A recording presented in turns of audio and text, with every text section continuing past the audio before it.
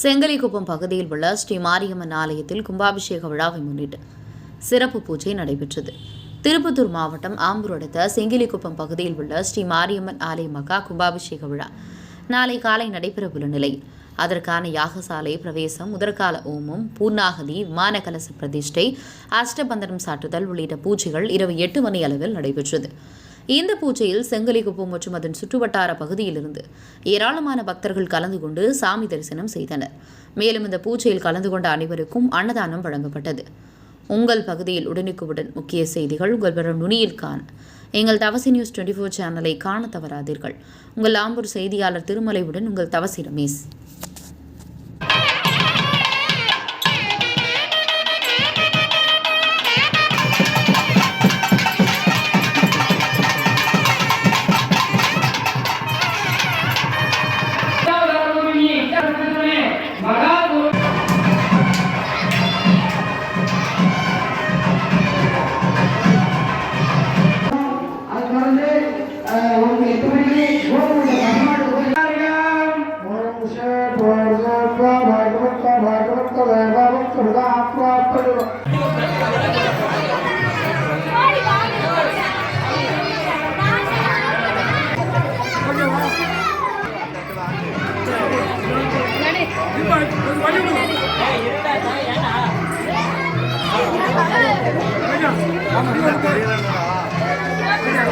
Apa?